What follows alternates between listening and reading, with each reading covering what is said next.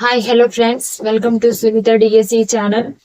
Friends, ఈరోజు వీడియోలో మనం తెలుగు సిలబస్ కి సంబంధించి మనం ఏవి చదవాలి, అసలు government department of school education వాళ్ళు మనకు జూలై నెలలో నోటిఫికేషన్ లో సిలబస్ ఏమి ఇచ్చారు, అసలు మనం ఏం చదువుకోవాలి, ఏం చదివితే మనకి ఎక్కువ మార్కులు వస్తుంది, లేకపోతే మనం తెలుగు కంటెంట్ లో చదవాల్సిన పార్ట్స్ ఏంటి, మనకి మెథడాలజీలో మనం ఏ టాపిక్స్ ని చదవాలి అనేది మనం ఈ రోజు వీడియోలో మనం డిస్కస్ చేద్దాం.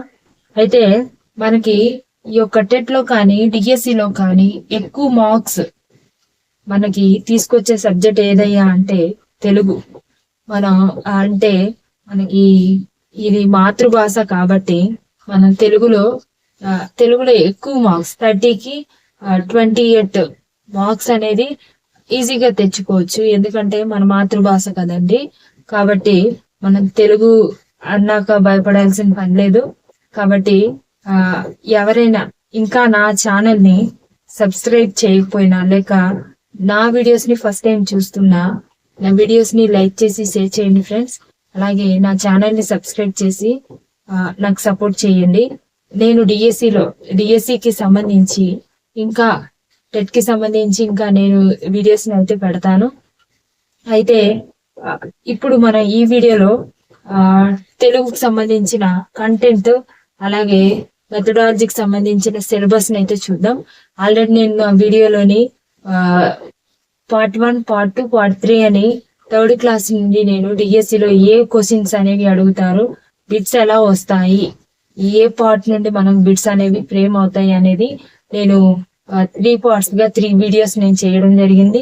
ఎవరైనా మిస్ అయ్యి ఉంటే ఆ వీడియోస్ ని కూడా చూసి లైక్ చేసి షేర్ చేయండి ఫ్రెండ్స్. అయితే ఇప్పుడు మనం చూద్దాం తెలుగు కంటెంట్.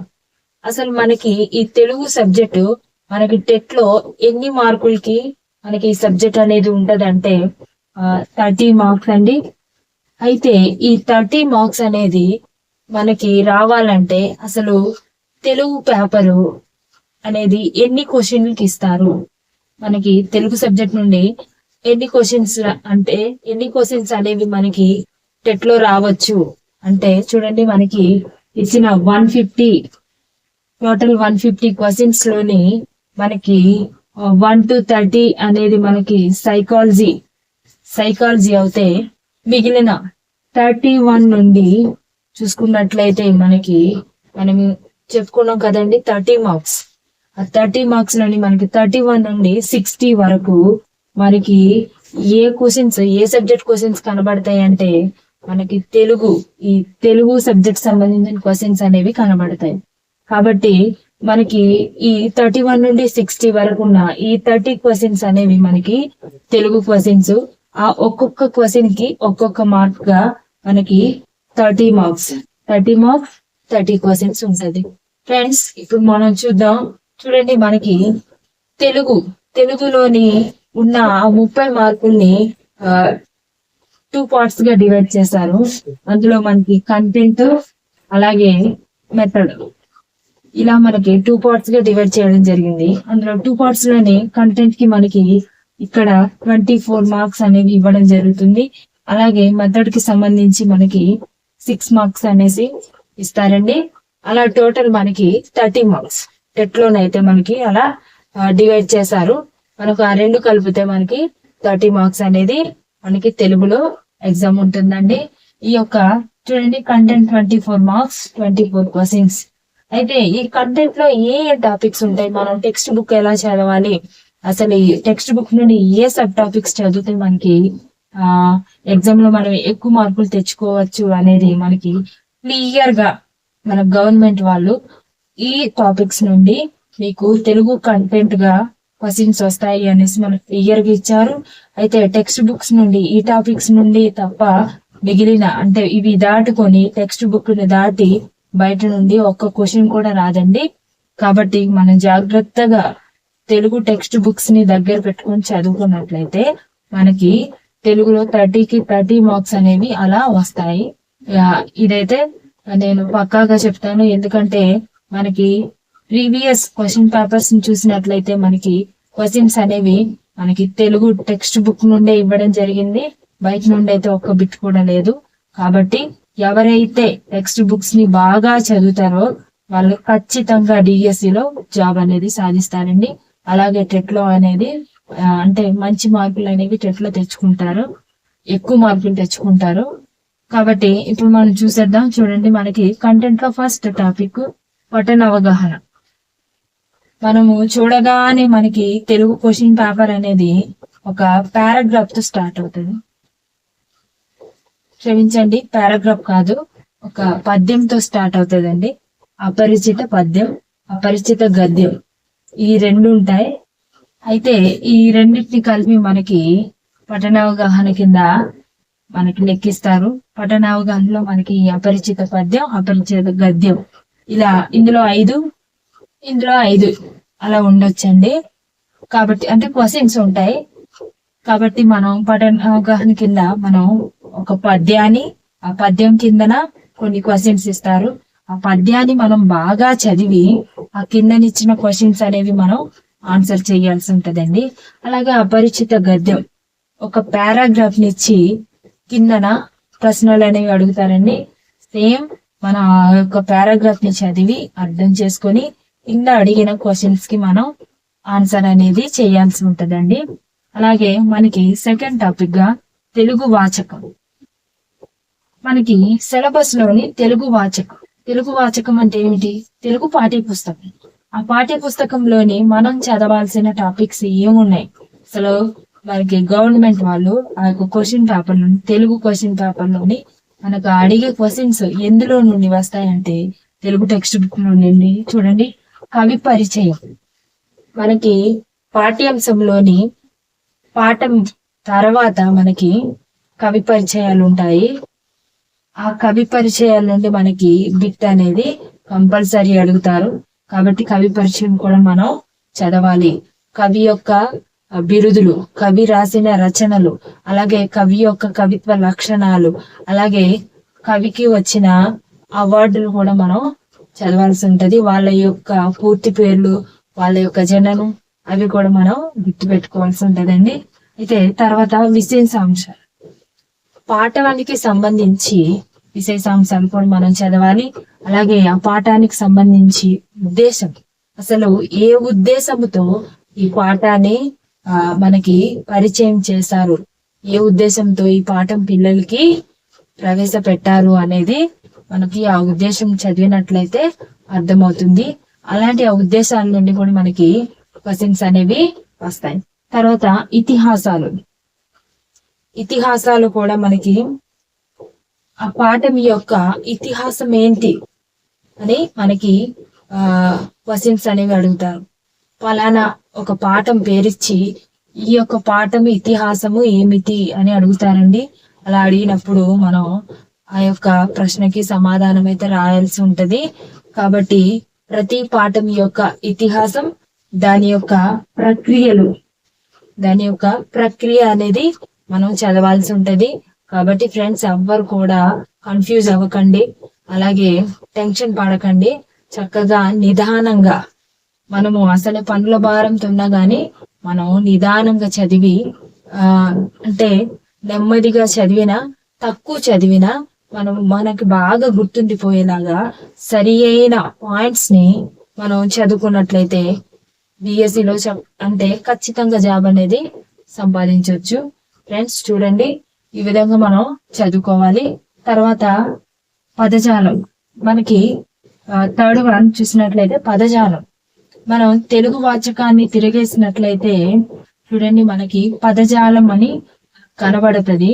ఆ పదజాలంలోని మనం ఏం చదవాలి అంటే అర్థాలు. పాఠము తర్వాత మనకి అర్థాలు ఇస్తారు. ఆ యొక్క అర్థాల్ని మనం చదవాల్సి ఉంటది. అర్థాల నుండి ఖచ్చితంగా ఒక పదం ఇచ్చి ఈ యొక్క పదం యొక్క అర్థం ఏమిటి అని అడుగుతారు. కింద మనకి ఇచ్చిన 4 ఆప్షన్లోని ఆ యొక్క పదం యొక్క అర్థాన్ని మనము గుర్తించాల్సి ఉంటది. కాబట్టి ఫ్రెండ్స్, ఖచ్చితంగా మనకి అర్థాల నుండి ఒక బిట్ అనేది వస్తుంది. తర్వాత పర్యాయ పదాలు. మనకు పర్యాయ పదాల నుండి కూడా మనకి బిట్ అనేది వస్తుంది. తర్వాత ప్రకృతి వికృతి. ప్రకృతి వికృతిలు కూడా మనకి అడుగుతారు. ఒక పదాన్ని ఇచ్చి దాని యొక్క ప్రకృతి పదం ఏమిటి అని అడుగుతారు, లేదా ఒక వికృతి పదాన్ని ఇచ్చి దాని యొక్క ప్రకృతి పదం ఏది అని కూడా అడిగే అవకాశాలు ఉన్నాయి. తర్వాత మనకి నానార్థాలు, పదాన్నిచ్చి దాని యొక్క నానార్థం ఏమిటి అని కూడా అడుగుతారు, కాబట్టి నానార్థాలు కూడా చదవాలి. తర్వాత జాతీయాలు, మనకు ఒక జాతీయాన్ని ఇచ్చి కింద ఇచ్చిన జాతీయం లేకపోతే ఒక సెంటెన్స్ ఇచ్చి ఇది జాతీయమా సామెత గుర్తించమంటారు, కాబట్టి మనం జాతీయాన్ని అలాగే సామెతను కూడా చదవాల్సి ఉంటది. తర్వాత లేదా జాతీయాన్ని ఇచ్చి దాని యొక్క ఈ జాతీయాన్ని ఏ సందర్భంలో వాడొచ్చు, లేదా ఈ యొక్క జాతీయానికి గల అర్థం ఏమిటి నిర్వచించండి అని కూడా అడిగే అవకాశాలు ఉన్నాయి. కాబట్టి జాతీయాలు సామెతలు మనం ఖచ్చితంగా చదవాల్సి ఉంటది. తర్వాత పొడుపు కథలు మోస్ట్ ఇంపార్టెంట్. మనకి తెలుగు క్వశ్చన్ పేపర్ లోని పొడుపు కథల్ని కూడా అడుగుతారు, గుర్తుపెట్టుకోండి. పొడుపు కథలు అనేవి మనకి పొడుపు కథల్ని ఇచ్చి మనకి సమాధానాన్ని ఎంచండి అనేసి ఇస్తారండి, కాబట్టి మనం పొడుపు కథలను కూడా చదవాలి. తర్వాత ఉత్పత్తార్థాలు, ఇది కూడా మనకి ఇంపార్టెంటే. తర్వాత మాండలిక పదాలు, మనకి పాఠం తర్వాత కొన్ని మాండలిక పదాలు అనేవి ఉంటాయి, వాటిని కూడా మనం చదివి గుర్తు పెట్టుకోవాలి, అది కూడా మనకి ఇంపార్టెంటే. తర్వాత మనకి చూడండి ఫోర్త్ వన్ మనకి భాషాంశాలు. ఈ భాషాంశాల్లోని మనం ఏం చదవాలి అనేది మనకి ఇక్కడ క్లియర్ గా చూపించారు. చూడండి, భాషాంశాల్లోని భాగంగా మనం భాష భాగాలు చదవాలి. భాష భాగాలు అంటే ఏవో కాదండి, నామవాచకాలు, సర్వనామాలు, క్రియలు మనకి భాష భాగాలుగా వస్తాయి. కాబట్టి విశేషణాలు ఇవన్నీ మనకి భాష భాగాలు, కాబట్టి ఆ యొక్క భాష భాగాలన్నీ మనం చదివి గుర్తుపెట్టుకోవాలి.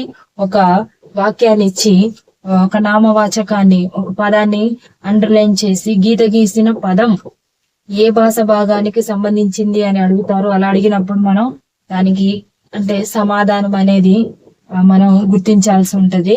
అది క్రియ అయితే క్రియ, నామవాచకం అయితే నామవాచకం అని మనం గుర్తించాలి, సర్వనామం అయితే సర్వనామంగా మనం గుర్తించాల్సి ఉంటది. తర్వాత చూడండి కాలాలు, వాక్యాన్ని ఇచ్చి ఇది ఏ కాలానికి సంబంధించింది అని కూడా అడుగుతారు, మోస్ట్ ఇంపార్టెంట్, ఇది కూడా మనం చదవాలి కాలానికి సంబంధించి. తర్వాత లింగాల నుండి కూడా మనకి బిట్ అనేది వస్తుంది.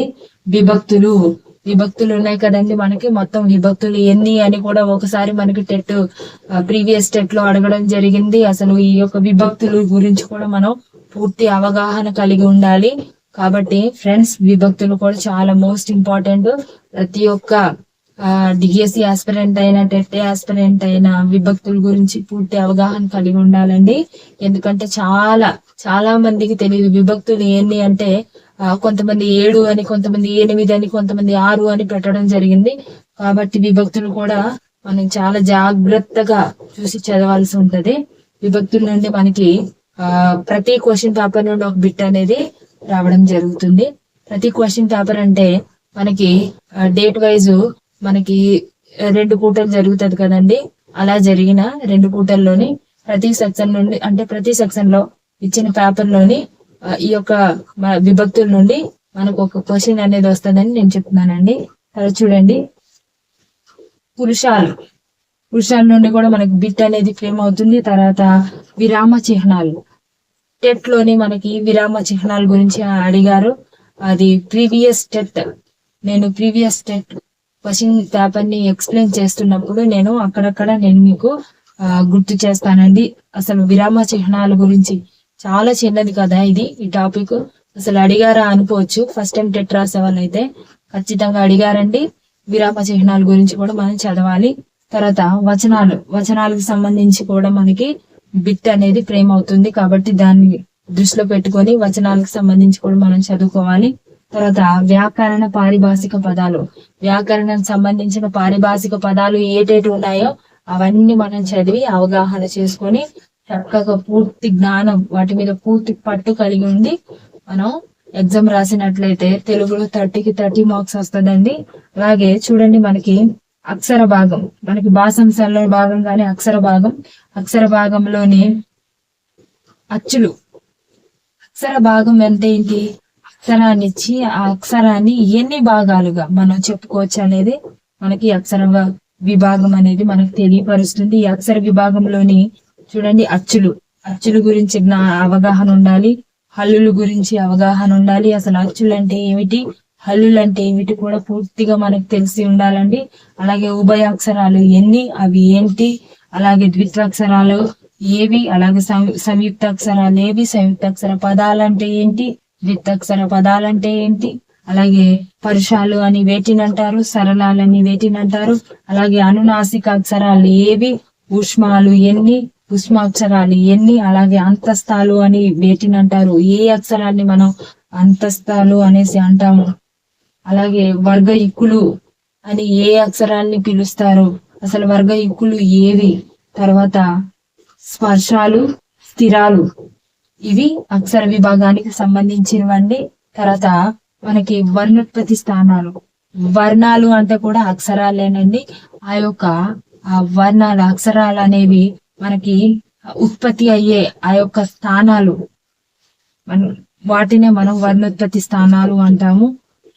కంట్యాలు అనేసి మనకి అలా ఇస్తారు కదండి, వర్ణోత్పత్తి స్థానాలు అవి. తర్వాత చూడండి సందులు, మనకి తెలుగులో సందులు ఉంటాయి కదండి, అవి మనకి సందుల నుండి ప్రతి క్వశ్చన్ పేపర్ లో అంటే క్వశ్చన్ పేపర్ లోని మనకి సందులకి సంబంధించిన ఒక బిట్ అనేది కంపల్సరీ ఉంటదండి. చూడండి, మనకి పదాన్ని ఇచ్చి విడదీయండి అని అడుగుతారు, లేదా విడదీసిన పదాన్ని ఇచ్చి దీని యొక్క సంధి ఏమిటి అని అడుగుతారు, లేదా సవర్ణ దీర్ఘ సంధి యొక్క సూత్రం రాయండి అంటారు, లేకపోతే గుణ సంధి యొక్క సూత్రం రాయమని కూడా, అంటే గుణ సంధి యొక్క సూత్రం ఏమిటి అని కూడా అడిగే అవకాశాలు ఉన్నాయి. అలా కూడా మనకి బిట్స్ అనేవి ఫ్రేమ్ అయ్యాయి, అడిగిన సందర్భాలు ఉన్నాయి. కావాలంటే నేను మీకు ప్రీవియస్ క్వశ్చన్ పేపర్ అనేది చూపిస్తాను, ఎక్స్ప్లెయిన్ కూడా చేస్తానండి. తర్వాత చూడండి సమాసాలను కూడా మనకి పదాన్ని ఇచ్చి ఇది ఏ సమాసం, లేదా ఒక సమాసాన్ని ఇచ్చి దానికి ఒక ఉదాహరణ కింది వానిలో ఏది అని కూడా అడుగుతారు. కాబట్టి మనకి సమాసాలు అనేది కూడా మోస్ట్ ఇంపార్టెంట్. సమాసానికి సంబంధించిన పూర్తి అవగాహన కూడా మన దగ్గర ఉండాలి. తర్వాత ఛందస్సు కూడా మనము తెలుసుకొని ఉండాలి. ఛందస్సులో చూడండి, మనకి గురువు లఘువులు ఉన్నాయి కదండి, వాటికి సంబంధించిన జ్ఞానం కూడా మనకి ఉండాల్సి ఉంటది. తర్వాత అలంకారాల యొక్క రకాలు, వాటి యొక్క నిర్వచనాలు, మనకి వాక్యాన్ని ఇచ్చినప్పుడు అది ఏ అలంకారమో మనం గుర్తించగలగాలి. అలా మనకి ఎగ్జామ్ లోని ఎన్ని విధాలుగా అడిగినా మనం దానికి ఆన్సర్ చేయగలిగేలా అంటే అలంకారానికి సంబంధించిన పూర్తి అవగాహన అనేది మన దగ్గర ఉండాలండి. తర్వాత వాక్యాలు రకాలు, క్రియల యొక్క రకాలు మనం చదవాల్సి ఉంటదండి. ఇది మనకి ఓవరాల్ గా మనకి కంటెంట్ కి సంబంధించిన సిలబస్. అయితే ఇప్పుడు మనం ఈ 24 మార్క్స్ కి కంటెంట్ ని చూసాం కదండి. ఇప్పుడు మనం మిగిలిన 6 మార్క్స్, తెలుగులో మిగిలిన 6 మార్క్స్ ని అసలు ఆ 6 మార్క్స్ ఏంటి అంటే మనకి మెథడాలజీ 6 మార్క్స్ అనేది మనకి మెథడ్ కి సంబంధించిందండి. మనకి బోధన పద్ధతులు ఉన్నాయి కదండి, అదే 6 మార్క్స్ మనకి. అయితే ఇందులో చూడండి, మనకి భాష, తెలుగు అనేది ఒక భాష కాబట్టి చూడండి, మాతృభాష, దాని యొక్క చూసుకున్నట్లయితే ఈ మాతృభాష యొక్క నిర్వచనాలు, మాతృభాష యొక్క బోధన లక్ష్యాలు అడుగుతారండి మెథడ్ లోని. కాబట్టి ఎవ్రీ డిఎస్సి ఆస్పిరెంట్ అయినా టెట్ ఆస్పిరెంట్ అయినా మనకి ఈ యొక్క మెథడ్ కి సంబంధించి మాతృభాష బోధన లక్ష్యాలు అనేవి కంపల్సరీ చదవాలండి. తర్వాత భాషా నైపుణ్యాలు, మనకి భాషా నైపుణ్యాలుగా పిలువబడే 4 ఉన్నాయి కదండి భాషా నైపుణ్యాలు. అవేంటో కూడా మనకు తెలుసు: శ్రవణం, భాషణం, పఠనం, లేఖనం. ఈ 4 కూడా మనకి భాషా నైపుణ్యాలు. ఈ భాషా నైపుణ్యాలు మరియు సాధించాల్సిన సామర్థ్యాలు కూడా మనకి మోస్ట్ ఇంపార్టెంట్, అది కూడా మనం చదవాల్సి ఉంటది. భాషా నైపుణ్యాల నుండి మనకి బిట్ అయితే కంపల్సరీ అండి. తర్వాత బోధన పద్ధతులు, మనకి కిండర్ గార్డెన్ బోధన పద్ధతులు తెలుగులో చూసినట్లయితే మనకి పద్య పద్ధతి, వాచక పద్ధతి చాలా ఉన్నాయి కదండి. చర్చా పద్ధతి అనే, గోష్ఠి పద్ధతి అనేసి చాలా పద్ధతులు ఉన్నాయి కదా మనకి. కాబట్టి ఆ పద్ధతులను కూడా మనం చదవాల్సి ఉంటది. తెలుగు పద్య పద్ధతి, పద్యార్థ పద్ధతి, అనేసి మనకి తెలుగు బోధన పద్ధతులు ఉన్నాయి. అవి కూడా మనం చదివి అంటే మాంటిసోరి పద్ధతి కూడా ఉంది. అవి కూడా మనం బాగా చదువుకొని వాటి మీద పూర్తి పట్టునైతే సాధించాలి. తర్వాత చూడండి, ప్రణాళిక రచన. మనకి యూనిట్ ప్లాన్, పీరియడ్ ప్లాన్ మనం ఎలా రెడీ చేయాలి, అసలు ప్రణాళిక అనేది ఎలా రచించాలి, సూక్ష్మ ప్రణాళిక, స్థూల ప్రణాళిక, వార్షిక ప్రణాళిక, ఇవి ఎలా మనం రాసుకోవాలి అనే దాని మీద మనకి డిఏ ట్రైనర్స్ కి అసలు అవి ఎలా ప్రిపేర్ చేసుకోవాలి అనే దాని మీద మనకి సిలబస్ ఉంటుంది. అదే దాని మీదే మనకి ఈ ప్రణాళిక రచన అనే దాని మీదే మనకి క్వశ్చన్స్ అనేవి అడుగుతారు. దాని మీద మనకి ఎంత అవగాహన ఉన్నది అనేది టెస్ట్ చేయడానికే ఈ ఎగ్జామ్ అండి. కాబట్టి ఎవరు కూడా కన్ఫ్యూజ్ అవ్వకండి, వరి అస్సలు అవ్వకండి. నిదానంగా నెమ్మదిగా చదివి బాగా అర్థం చేసుకుంటూ చదివితే ఈజీగా మంచి మార్క్స్ వస్తాయి. తర్వాత వనరుల వినియోగం. మనకి అందుబాటులో ఉన్న వనరులు అనేసరికి మనం ఏవేవో అనేసుకుంటాం, ఏవేవో కాదండి. మనకి దగ్గరలో అందుబాటులో ఉన్నవి వనరులు అనేసరికి మనకి తరగతి గది, బ్లాక్ బోర్డ్, డస్టర్, ఇవన్నీ మనకు అన్ని వనరులే. వాటిని మనం ఎలా వినియోగించుకోవాలి అనేది మనకి వనరుల వినియోగం అనే పాఠంలో ఉంటది. కాబట్టి మనం వనరులను ఎలా ఉపయోగించుకొని విద్యార్థులకు పాఠాన్ని అర్థవంతంగా బోధించాలి అనే దాని మీద ఈ యొక్క లెసన్. దాని మీద మనకి ఎంత పట్టు ఉంది అనేది టెస్ట్ చేయడానికే ఈ ఎగ్జామ్. కాబట్టి వరి అవ్వకండి, బాగా అర్థం చేసుకొని చదవండి, మీదే జాబ్. తర్వాత చూడండి, బోధన అభ్యసన ఉపకరణాలు. బోధన అభ్యసన ఉపకరణాలనే మనం TLM అని అంటాం, టీచింగ్ లెర్నింగ్ మెటీరియల్స్. బోధన అభ్యాసన సామాగ్రి అంటారు. ఉపకరణాలంటే మళ్ళీ ఇంకమ్మో ఏటో అనేసుకోకండి, ఉపకరణాలన్న సామాగ్రి అన్న ఒకటే. కాబట్టి బోధన అభ్యాసన ఉపకరణాలు అనే ఈ టిఎల్ఎంస్ అనేవి మనం ఎలా ప్రిపేర్ చేసుకోవాలి, దాన్ని ఎలా తరగతి గదిలో అన్వయించాలి, పాఠంతో ఎలా జోడించి మనం పిల్లలకి బోధించాలి అనే దాని మీద మనకి సిలబస్ ఉంటుంది. కాబట్టి ప్రతి ఒక్క అంటే డిఎడ్ చదివిన వాళ్ళు ఎవరైతే ఉన్నారో మనకి బోధన పద్ధతులు అంటే తెలుగు బోధన పద్ధతులకు సంబంధించి మనకి ఈ లెసన్ అనేది చాలా ఇంట్రెస్ట్ గా ఉంటదండి. కాబట్టి ప్రతి ఒక్కరు కూడా ఇందులో నుండి ఏ బిట్ ఇచ్చినా రాయగలిగేలా ఉంటారని నేను అనుకుంటున్నాను. కాబట్టి మనం టిఎల్ఎంస్ కి సంబంధించి ఏ క్వశ్చన్ అడిగినా మనం ఈజీగా ఆన్సర్ అనేది చేయొచ్చు. తర్వాత చూడండి, మూల్యాంకనం. చివర్లో ఈ మూల్యాంకనంలో అసలు ఏముంటది అంటే మనం విద్యార్థులకి ఎలా బోధించిన దాన్ని విద్యార్థులు ఎంతవరకు సాధించారు, అసలు వాళ్ళకి అర్థమైందా, అసలు నేర్చుకున్నారా లేదా అనేది టెస్ట్ చేయడానికే మూల్యాంకనం అంటేనే టెస్ట్లు అండి. కాబట్టి మూల్యాంకనం ఎన్ని రకాలు, అసలు మూల్యాంకనం నిర్వచనం ఏంటి, మూల్యాంకనం మనం ఎలా విద్యార్థుల్లోని చేపట్టాలి, ఎప్పుడు చేపట్టాలి, మూల్యాంకనం అనేది ఎప్పుడు జరిపితే మనకి సాటిస్ఫైగా ఉంటది, అంటే మనం చెప్పిన